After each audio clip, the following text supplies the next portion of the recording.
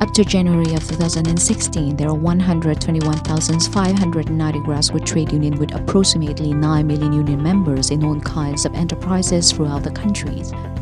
Trade union activities are facing many challenges, especially in private and FDI enterprises, and the unfavorable practices are significantly impacting to the trade union activities. Unfortunately, these practices are quite common. So, what are the unfavorable practices? The unfavorable practices include employers' act of discriminations against the trade union officers, members, and workers due to their participation in trade union, and act of manipulations and interference against the trade union's organization and operation. The recent report of institution workers and trade unions and the ILO on identifying and responding to unfavorable practices against the workers and trade unions indicate that it is sometimes difficult to identify and respond to unfavorable practices because these acts are disguised as lawful acts or not regulated in laws. Through desk reviews and field work at a number of enterprises and locality, the report compiles and categorizes unfavorable practice into 3 key groups of acts and make it easier to identify and respond to them. Groups of acts to obstruct the establishment and joining trade union. HQ Company is an FDI enterprise, and with the support of upper level trade union, this enterprise has been unionized with 10 members out of 18 workers in the union. The board of directors proclaimed that if they must pay the trade union fee, they would reduce the welfare of the workers or cut some job positions, even if they have to pay the compensations. And to stop the worker joining the trade union, the company incorporates a provisions in the employment contract stating that all allowances provided by a company are secured, and on the basis you commit not to join the trade union. The grassroots trade union asked the employer several times to exclude these provisions from the employment contract because this violates the trade union law. However, the employer considers these provisions a voluntary negotiation and self-commitment of workers. Furthermore, the board of directors create a welfare fund and states that the workers joining trade union will not receive benefits from this fund. Later, 9 out of 10 union members withdrew their membership to secure their employment. Under the pressure of the factory director, the grassroots president also sent a written request to the upper-level trade unions for resignation of her president positions as well as her membership of the trade union. Groups of acts that interfere into the organizational structure, staffing, financial management, and operation activity of trade unions. The HR managers keep the stamp of the trade union, and if the trade union wants to use the stamp, they have to make a written request and translate it into foreign language and to send to the director, and the manager only stamps when he agrees. In addition, the director controls the bank account and approves every budget line spent by the trade unions. The first trade union conference is delayed repeatedly due to the different types of interference by the enterprise director.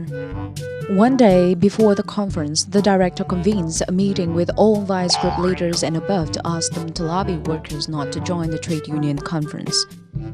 If the workers go to the conference, they are told not to vote for the president of the grassroots trade unions, Ms. H. And if Ms. H fails in the elections, each worker will be rewarded with 100,000 Vietnam dong payment. Seeing the potential failure in organizing the trade union conference as planned, Ms. H reports to upper-level trade union and requests their support. Group of acts of discriminations, employer rejections of collective bargaining requests or enters collective bargaining in bad faith. Mr. V, leader of guard team in MH Ltd company in Dong Nai, was an active member of the trade union movement and then was elected to be the trade union president. After the trade union conference, the trade union office was moved to be right next to the company HR office, and all trade union meetings has to be arranged next to the HR director's office, leading to great difficulties in discussing trade union issues. In 2014, the guard service was outsourced to a supplier, and Mr. V moved to the delivery divisions and was still very active in trade unions. In November of 2014, the company used the excuse of decreased number of orders to reduce staff, and Mr. V were listed in the retrenchment. The Glasgow Trade Union registered this act as beside his works as a guard, Mr. V was also the president of the Glasgow Trade Union, and if the managers wanted to transfer him to perform other works or unilaterally terminate his employment contract, they must have a written agreement with the Glasgow Trade Unions or Upper Level Trade Union Executive Committee. Managers responded those provisions were only regulated in trade union law, but in the Labour Code prescribes that in cases of unfavorable production circumstances, staff retrenchment can be considered. They also argued that Mr. V did not work in the production lines, so he should be in the first line of retrenchment, and the managers was even straightforward saying that they did align Mr. V and ended his contract. And after consulting with upper level trade unions, Mr. V quit his job at MH Company and he was compensated 3 months' salary. These are some examples of 3 groups of common unfair labor practices at workplace. The unfair labor practice against the trade unions diminished or destroyed the representative capacity of trade unions and caused cautions and fear for the officers and workers who want to organize genuine and effective unions. In reality, unfair labor practice has not regulated comprehensive in the law. That's why it's necessary to identify the nature of the unfair labor practices to select proper solutions. Regarding the unfair labor practices which have not been regulated in the law, the responses of persuasion, negotiation, mediation, and use of collective power can be used to deal with these cases. Workers should report suspected incident to the Glasgow trade unions, and the executive committee should try directly negotiating with employer to adjust the unfair labor practices. If the negotiations fail, the Glasgow trade union can provide evidence and witnesses for the upper level trade union intervention. The upper level trade union can investigate the legal status of unfair labor practices. It's essential to seek for full respect of employers for trade union rights by using organizational power of trade unions and of workers' collective as well as public opinions. Regarding unlawful unfair labor practices, in case persuasion doesn't work, the Glasgow Trade Union can trigger the process of labor dispute settlement with support of government agencies and labor inspections.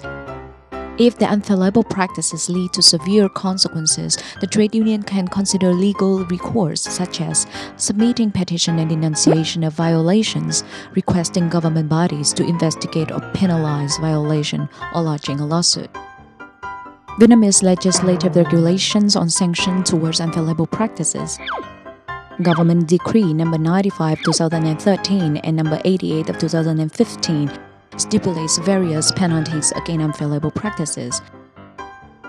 Accordingly, individuals or organizations are liable to be fined with administration penalties from 500,000 Vietnam dong to 40 million Vietnam dong when they commit unfair labor practices at workplace. And the laws also prescribe the remedies that should be taken. Trade union can accomplish their mandate of defending rights and interests of workers if unfair labor practices can be identified and addressed in timely manner. Do you know any unfair labor practices at your workplace?